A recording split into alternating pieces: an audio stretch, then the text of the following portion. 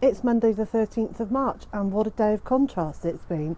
This morning it was sunny and it was warm and there was hardly any wind at all, and we were out in the garden in our t-shirt sleeves and getting on with jobs. And this afternoon it's become grey and cold and windy again, and we're back into thermal jumpers and jackets and things, so really pleased we got lots of jobs done this morning. This morning I rearranged the fencing that goes around the Jersey Giant pen so that they've got almost double the size of grass space that they had, and they grumped about it being moved a little bit because chickens don't like change, but after they realised they had more space they were very happy.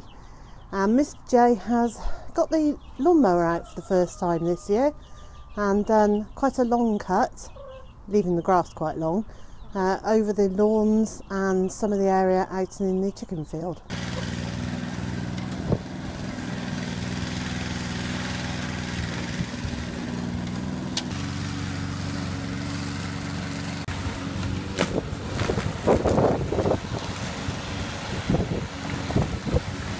I've just topped up the water feeder in the little chicks' pen. It hadn't actually run out, but some of it has spilt on the floor, and apparently the best water that you can have is the water that has spilt on the floor.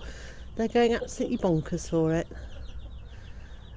And there's Elvis inspecting what they're up to. I'm quite pleased that he's getting to know them and getting used to having them around, because it will just make it easier when we move them out of the nursery pen and into the nursery house in the field. And we've decided that we'll split them into two at that point, and the Jersey Giant 4-week-old chicks will then go out to a house in the Jersey Giant field so they can get used to being around each other, and the remainder, which are Silver Lace Wyandottes and Australorps and some crosses, they'll remain in the mixed flock, at least for the time being.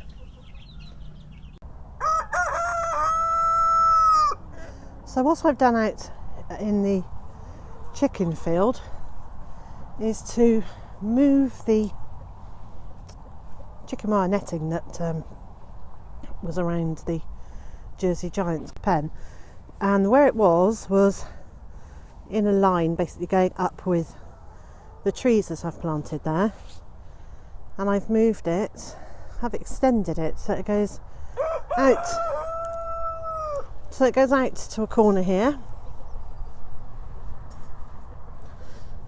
And then along up to meet the Australorps field. And it's almost doubled it. It's not quite doubled it in size. So at the moment it's just marked out with bamboo canes, and there's 4-foot high chicken wire loosely held on, and then I've got a piece of the flexible chicken netting that's usually electrified, but this isn't. This is just a piece that I've popped there so that we can do that, open it up and use it as a gate for when we want to access the field. One of the reasons that we're extending this area for them is that last year this is about where we had the chicken field, and we reduced it during the winter because all the chickens went in together, and then of course we had the lockdown situation, which meant that they were all inside anyway. But it won't be very long before the small chicks come out into a little house out here with their own runs, so they can't actually be got at by the Jersey Giants. But basically there'll be 10 more Jersey Giants coming into this field, and while they're little they don't take up very much space, but when they get to his size, or even the girl's size, they take up quite a lot of room. And down here, this Jersey Giant girl has become very friendly recently. It's really nice. Have you become friendly, my lovely? You're going to come and say hello? Hello? They're really pretty birds. Now, she is actually white, And the colouring on the back of her is where Big White has had muddy feet and trodden on her. But she's a very pretty girl. And she's laying some very beautiful pale cream eggs at the moment, which are very nice. I've just realised they've made those sound like chocolate cream eggs. They're not. They're Jersey Giant cream coloured eggs. And here are the two Australorp girls, and they'll be joined by some new ones soon. The little ones, there's at least 3 little ones in the nursery pen at the moment, and I'm just about to put a whole batch of Australorp eggs into the incubator, and hopefully they'll have the best part of a dozen more companions in the next few weeks.